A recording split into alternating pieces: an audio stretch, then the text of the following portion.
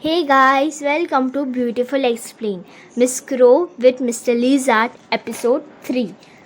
कहानी के शुरुआत में दिखाया जाता है कि जिंगयांग ने वही डिस्को टाइप कपड़े पहने होते हैं और उसके बाद जू उसको लेने आता है। जू जो आपको स्क्रीन में दिख रहा है वो जिंगयांग का बहुत अच्छा फ्रेंड है जिसका नाम है जू।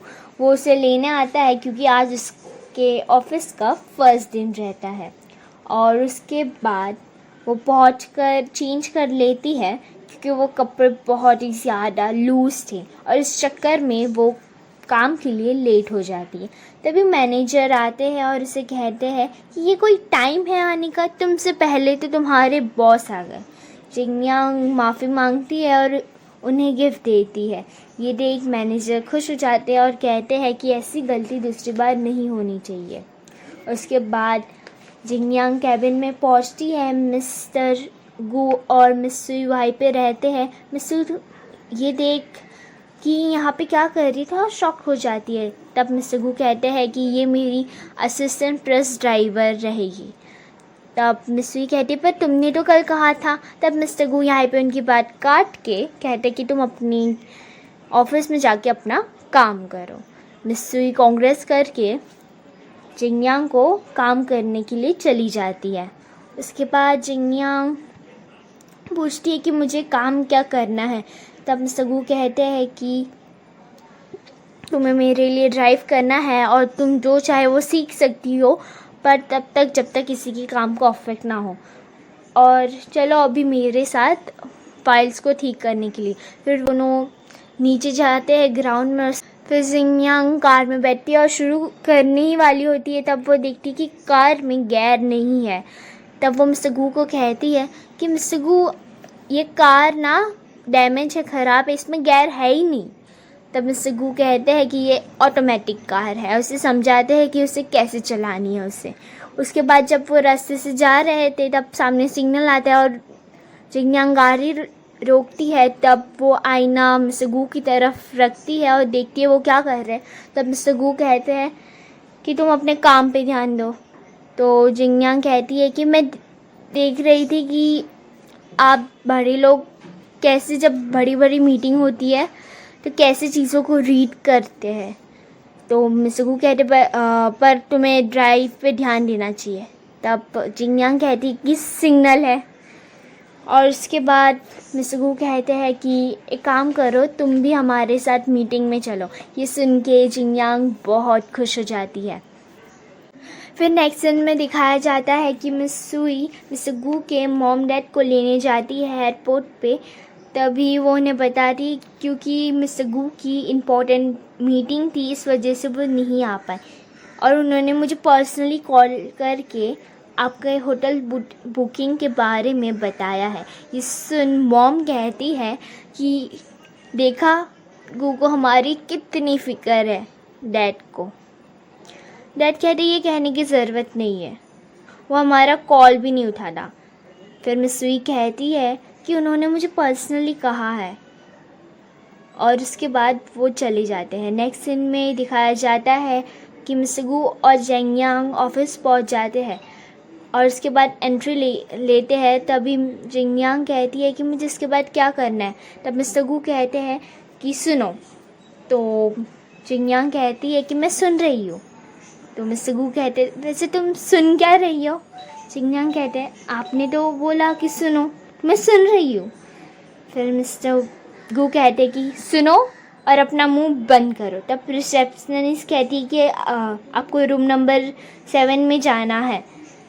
जब वो जा रहे होते हैं तभी मिस्टर हे जिंगयांग को देख लेते हैं और कहते हैं तुम वही फीमेल ड्राइवर हो ना जो उस दिन मिली थी।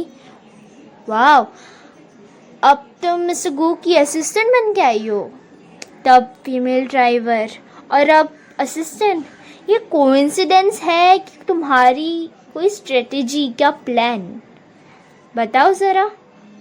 तभी ये सब सुन के जिंगयांग कहती है मिस्टर गू को कि मैं बाहर खड़ी रहती हूँ। तब मिस्टर गू कहते हैं नहीं, तुम भी हमारे साथ मीटिंग में चलोगी। तो मिस्टर हे मिस्टर गू को कहते हैं कि अब हमारे कंपनी के साथ कोलैब करने वाले हैं और आप ये सिंसियरिटी दिखाते हैं।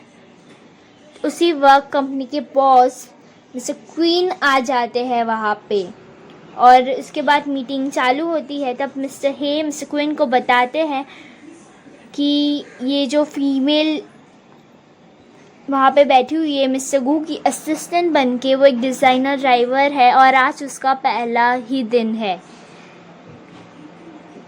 ये और उन्होंने इतनी इम्पोर्टेंट मीटिंग में उनको बुलाया है। तब मिस्टर गू कहते हैं मिस्टर क्वीन को कि आपने हमारी कंपनी की पॉलिसी और ये सब पढ़ा ही होगा और हमारी कंपनी के बारे में रिसर्च की होगी, तभी आज हम यहाँ पे मीटिंग कर रहे हैं। मिस्टर क्वीन कहते हैं जी हाँ, मुझे आपकी कंपनी के रूल्स एंड रेगुलेशन से कोई भी आपत्ति नहीं है। तभी मिस्टर गू उन्हें बताते हैं कि हमारे कंपनी के दरवाजे हर उस इंसान के लिए खुले हैं जो अपने सपनों को पूरा करना चाहता है और इसके लिए मेहनत कर सकता है। और उसके बाद मीटिंग ख़त्म हो जाती है और फिर जब वो बाहर आ रहे थे तब जेंगयांग मिस्टर गू को कह दिए कि आपने मीटिंग में बहुत ज़्यादा बोला है, मैं आपके लिए पानी लेके आती हूँ, आप थक गए होंगे। फिर वो पानी लेने के लिए जाती है। तब मिस्टर हे अचानक वहाँ पे आ जाते हैं और जेंगयांग का मोबाइल खींच लेते हैं। ये देख जेंगयांग डर जाती है और उससे सवाल करने लगती है कि तुमने ऐसा सब कैसे किया, मतलब डिज़ाइनर ड्राइवर और अब असिस्टेंट, वैसे तुम ये सब कर कैसे रही हो, बताओ, मैं किसी को नहीं बताऊँगा। और फिर कहते हैं कि देखो, मैं चाहूँ तो इस प्रपोज़ल को कैंसिल भी कर सकता हूँ जिससे तुम्हारे बॉस को बहुत ज़्यादा नुकसान होगा। तो जेंगयांग बहुत इनोसेंटली कहती है प्लीज़ ऐसा मत कीजिए। तो मिस्टर हे कहते हैं कि वैसे तुम चाहो तो मैं ऐसा नहीं करूँ, ऐसा हो सकता है। तो जेंगयांग कहती है कैसे। तब मिस्टर हे उसके साथ बदतमीज़ी करने लगते हैं और उसी वक्त मिस्टर गू वहाँ पे आते हैं और मिस्टर हे का कॉलर पकड़ के उन्हें मारने लगते हैं। तब मिस्टर हे झूठ बोलने लगते हैं कि ये लड़की बदतमीज़ी कर रही थी एंड ऑल। देन फिर उन लोग वहाँ से चले जाते हैं और उसके बाद मिस्टर गू ड्राइव कर रहे होते जेंगयांग को समझाते हैं कि जब भी ऐसा कुछ हो तुम्हें चिल्लाना चाहिए या फिर मुझे कॉल कर देना चाहिए। जेंगयांग माफ़ी मांगती है और कहती है कि नेक्स्ट टाइम मैं आपको कॉल करूँगी। फिर वो लोग कंपनी पहुंच जाते हैं और दिखाया जाता है कि मिस सुई इनविटेशन, कोई पार्टी के इनविटेशन कार्ड लेके मिस्टर गू के पास आती है और उनसे पूछती है कि इनविटेशन कार्ड किसको देने हैं। तब मिस्टर गू बताते हैं कि इस पार्टी में मैं और मेरी असिस्टेंट जाएंगे। फिर मिस सुई ये इनविटेशन कार्ड जब जेंगयांग को दे रही थी तब उसको कॉल आता है। वो कॉल उठाती है और उसे पता चलता है कि उसकी ग्रैंड माँ का एक्सीडेंट हो गया है और ये सब बात वो मिस सुई को बता के हॉस्पिटल जाती है। हॉस्पिटल पहुंचने के बाद हमारे नेक्स्ट सीन में दिखाया जाता है मिस्टर गू पूछते हैं मिस सुई को कि जेंगयांग का है। तब मिस सुई कहती है कि जब से मैंने उसे इनविटेशन कार्ड दिया है वो दिख ही नहीं रही है। और मिस्टर गू फिर जेंगयांग को कॉल करते हैं और फिर पूछते हैं कि तुम कहाँ पे हो, तुम मीन्स पार्टी में नहीं आ रही हो क्या। तब मिस जेंगयांग कहती है कि मैं नहीं आ सकती, मुझे एक बहुत इम्पोर्टेंट काम आ गया। तब मिस्टर गू कहते हैं कि तुम्हारे सपनों का क्या वो ज़्यादा इम्पोर्टेंट नहीं है किसी भी चीज़ से। तब जेंगयांग कहती है वो इम्पोर्टेंट है लेकिन फिर भी मैं नहीं आ सकती। और तभी उसी वक्त नर्स उनके पास फॉर्म फिलअप करवाने आती है। तब मिस्टर गू ये सुन लेते हैं और उनसे पूछते हैं कि तुम यहाँ कहाँ पे हो। तब वो बताती है कि वो हॉस्पिटल में है और उसके ग्रैंड माँ का एक्सीडेंट हो गया है। फिर मिस्टर गू और मिस सुई हॉस्पिटल पहुँचते हैं और मिस्टर गू मिस सुई को कहते हैं कि पेमेंट कर दो। तो तब जेंगयांग कहती है मैं खुद से पेमेंट कर सकती हूँ। तो मिस्टर गू कहते हैं कि ये जो पेमेंट है मैं तुम्हारी सैलरी से काट दूँगा। और उसी वक्त रू वहाँ पे पहुँचता है और उनको कहता है कि मैं पेमेंट करके आता हूँ। तब जेंगयांग मना कर देती है और कहती है कि मिस्टर गू ने पेमेंट कर दिया है मेरा। एंड देन नेक्स्ट सीन में दिखाया जाता है कि मिस्टर गू के डॉक्टर उसके घर पे आए हैं और वो चेक कर रहे हैं। तब मिस्टर गू कहते हैं कि मैं कब ठीक होऊंगा। तो डॉक्टर शॉक्ड हो जाते हैं और कहते हैं कि तुमने क्या कहा?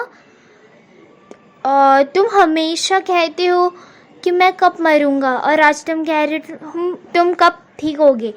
वाओ, मेरी रिसर्च काम आ रही है। एंड देन मिस्टर गू कहते हैं कि ऐसा कुछ भी नहीं है। तब डॉक्टर पूछते हैं क्या तुम इन दिनों किसी लड़की से मिले हो, किसी भी नए इंसान से?